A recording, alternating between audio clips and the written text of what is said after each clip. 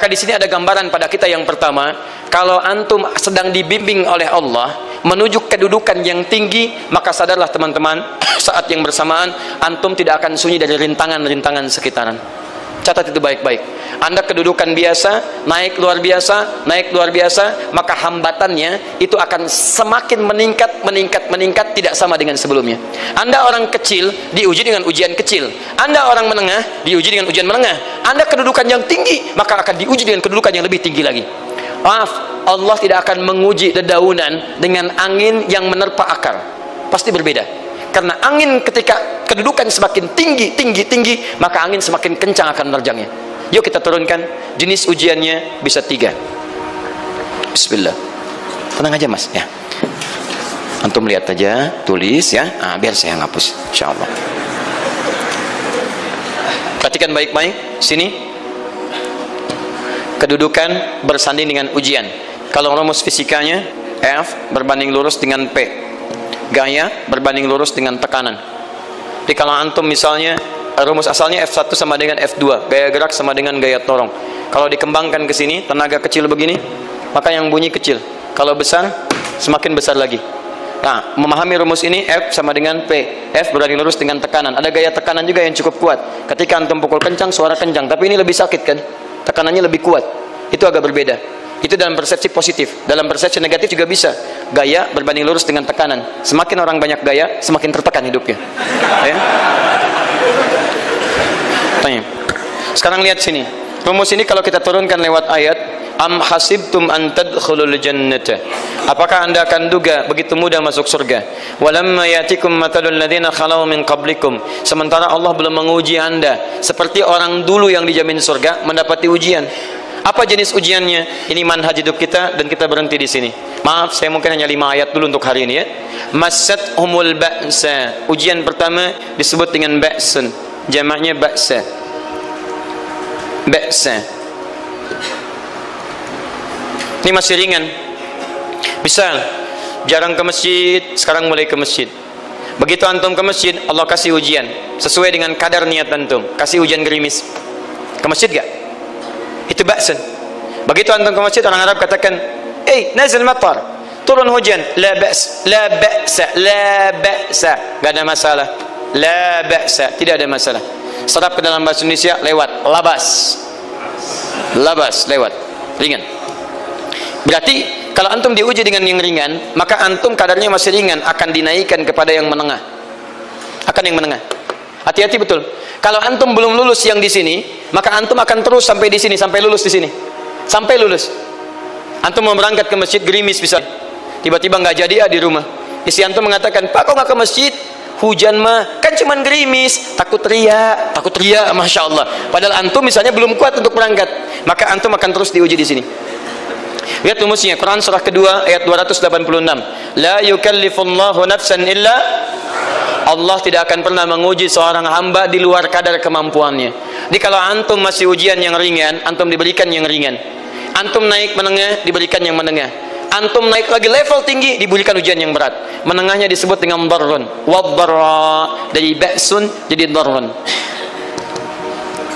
Jamaknya darra. Sudah menyakiti fisik. Kena fisik. Sudah melukai. Hujannya makin deras. Ya. Kalau dalam kehidupan yang ini mungkin celaan biasa. Duh, sudah berubah ya, masya Allah. Sekarang jilbabnya sudah panjang, masya Allah. Duh, semakin panjang ya, yang ingin Batman ya, masya Allah. Udah banyak. Begitu sudah mulai pakai cadar, ninja, oh masya Allah. Dorna, sudah nggak enak ke fisik. Dorun. Lihat rumusnya ya, lihat rumusnya baik-baik. Ini lebih menenangkan pada jiwa. Ketika anda dalam level-level seperti ini artinya Allah sedang menaikkan iman anda dalam level yang lebih tinggi lagi. Jadi ketika ada celaan menghunjam dalam lisan seseorang, sudah mulai menyakiti, itu sebetulnya pengakuan dari Allah lewat lisan orang itu bahwa anda sedang diangkat keimanan pada tingkat yang lebih tinggi. Ada yang mengatakan, kamu kenapa sih pakai jilbab begitu? Yang biasa aja kali. Mah, yang iman biasa sudah banyak. Saya ingin menampilkan keimanan yang luar biasa.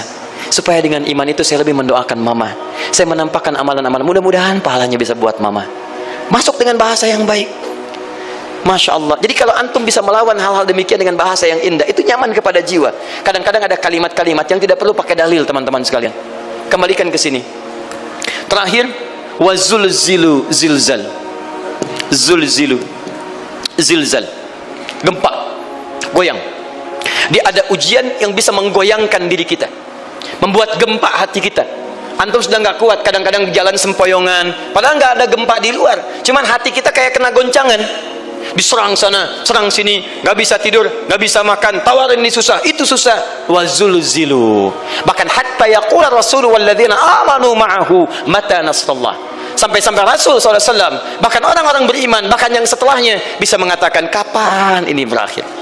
Akan tiba masa Anda mengalami satu situasi sampai Anda mengatakan, kapan berakhirnya yang seperti ini? Serang, serang, serang. Perhatikan, jika Anda berada pada level ini, saya ucapkan selamat kepada Anda, karena Anda akan diangkat pada kedudukan yang tertinggi di antara sekian ujian yang ada. Zuzah. Artinya Allah akan naikkan Anda pada derajat yang tinggi. Karena hukum ujian tadi, la yukallifullahu nafsan illa wus'aha. Allah nggak akan menguji seorang hamba di luar batas kemampuannya. Jadi kalau Anda sudah dipandang oleh Allah siap menerima yang ini, maka Anda akan diberikan zilzal. Kalau Anda nggak mampu, Anda hanya akan diberikan darra atau ba'sun. Dimohon maaf, kalau di antara jamaah yang hadir saat ini, Anda merasa sedang punya masalah yang berat, membuat hati Anda goyah, saya ucapkan pada Anda, dari sekian hamba Allah yang ada di muka bumi, cuman Anda yang diberikan itu. Artinya Allah akan mengangkat derajat Anda. Ayo bahagia. Dan yakinlah, bukan orang lain yang dititipkan, Anda yang diberikan. Allah percaya pada Anda, kenapa Anda tidak yakin? Bukan orang lain. Jadi mustahil Allah memberikan ujian berat kalau Anda nggak sanggup. Karena cuma Anda yang sanggup, Anda yang dikasih. Makanya jangan mengeluh. Jangan katakan, ya Allah, kenapa saya, Allah? Why me? Kata Allah, why not? Kamu yang bisa, yang lain tidak. Dan tanpa harus Anda menuliskan status, memang cuma saya yang sanggup. Oh, Masya Allah. Gak usah. Sadari, kalau bukan sayang, Allah itu punya sifat adil. Nggak mungkin menukar sesuatu di luar kadarnya. Antum tahu cicak? Halo? Oh, jangan katakan wallahu alam. Cicak. Cicak. Baik. Bagaimana aktivitasnya?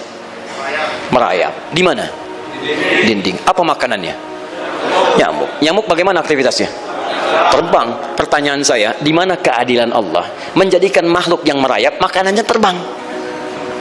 Kalau nyamuk masuk kategori pertama tadi, pintar dan tahu dirinya pintar, jadi mainan cicak. Cicak, ayo tangkap. Cicaknya cuma merayap, dianya terbang. Beruntungnya nggak ada nyamuk yang jenius.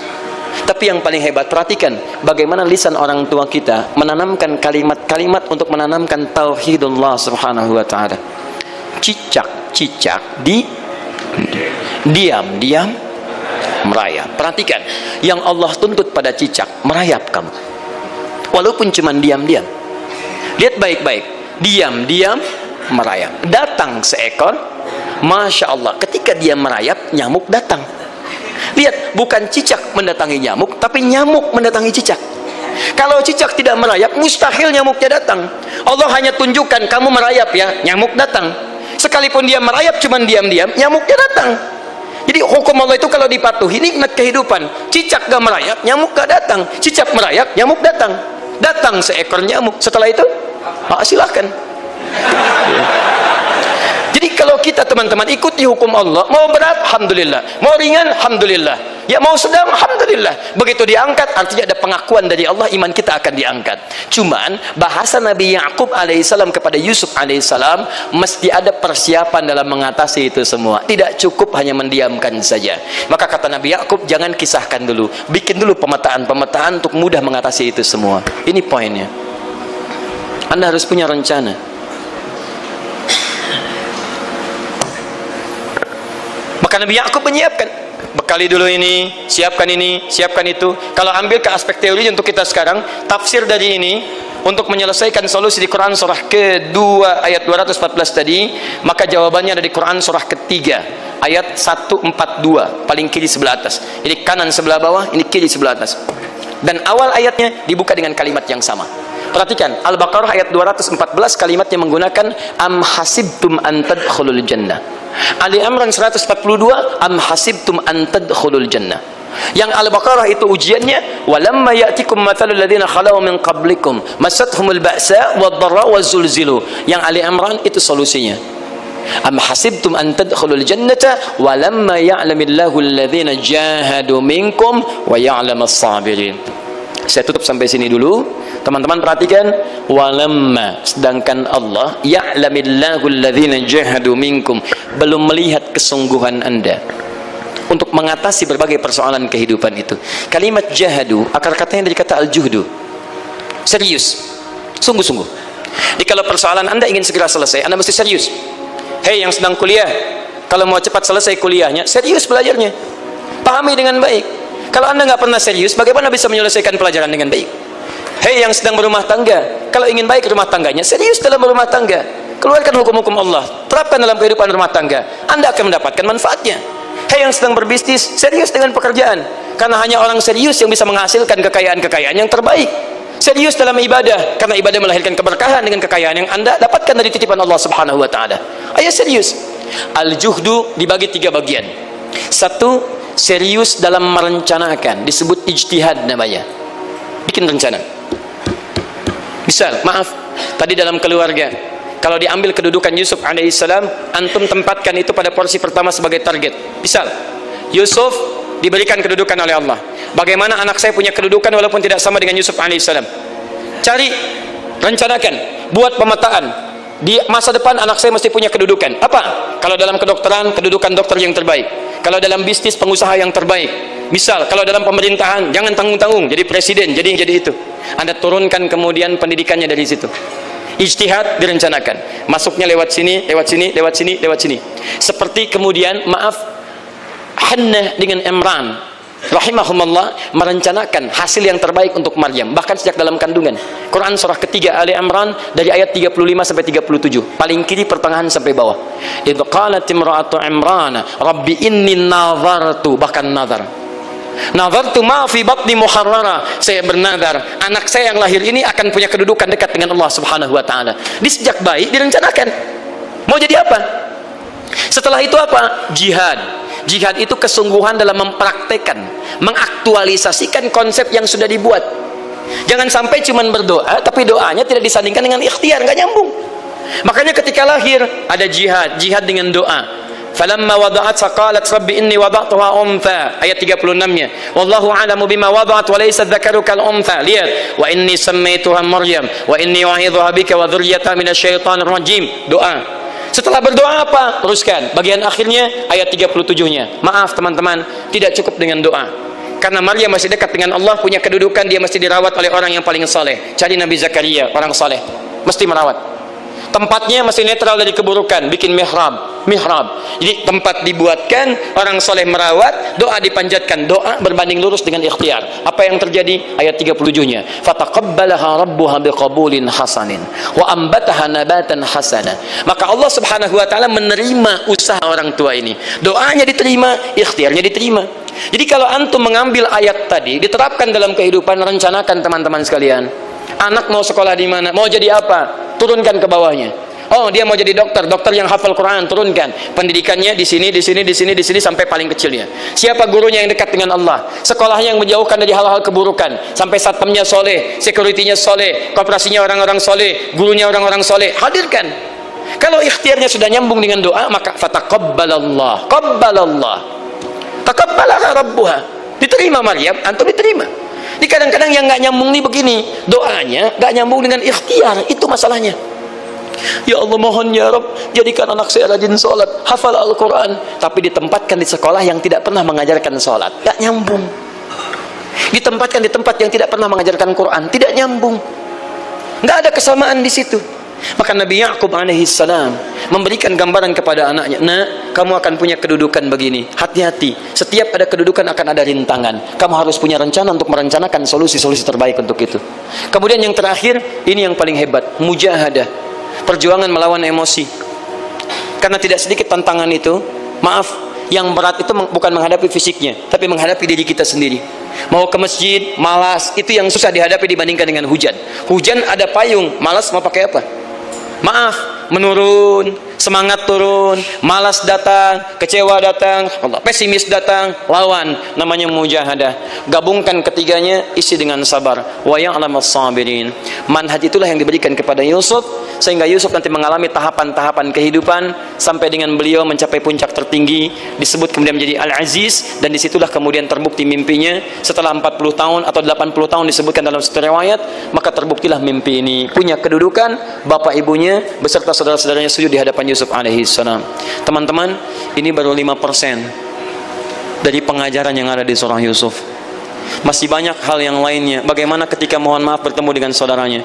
Saya kasih bocoran sedikit. 10 orang rapat di satu tempat untuk mencelakai Yusuf. Setelah mereka menyimpulkan bapaknya itu lebih perhatian kepada Yusuf. La Yusufu ahabbu ilaina. Yusuf itu lebih dicintai dibandingkan kita pada diri bapak kita. Bapak kita salah nih. Oh, bapak kita salah. Masya Allah. Bapak kita sesat nih. Ya, inna abana lafi dhalalim mubin. Bapak kita sesat banget nih. Salah bapak nih. Ya harusnya kita yang dicintai, kita lebih kuat. Wa nahnu usbah, kita lebih hebat dibanding dia. Rapat teman-teman. Yang hebat begini, 10 orang rapat.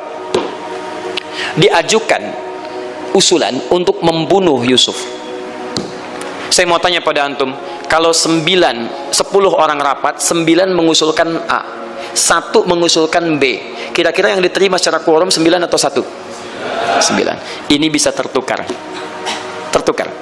Pembunuhan diusulkan, 9 orang condong, 1 orang mengusulkan la taqtulu Yusuf, jangan bunuh Yusuf, alqihi fi ghayabatil jubbi yaltaqithu ba'd as-sayyarah, cukup lemparkan dia ke tempat gelap, kemudian di tempat itu akan lewat para kafilah, dia diambil dan menjauh dari kita. Yang penting kan Yusufnya nggak ada, supaya dosa kita nggak berat-berat amat.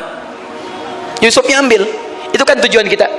Lihat baik-baik, biasanya setan kalau sedang melakukan sesuatu itu nggak akan nanggung, nodong bisa pembunuhan, lempar bisa perampokan. Tapi ini yang aneh, kenapa 9 orang yang untuk membunuh itu tiba-tiba belok menyepakati rencana yang pertama?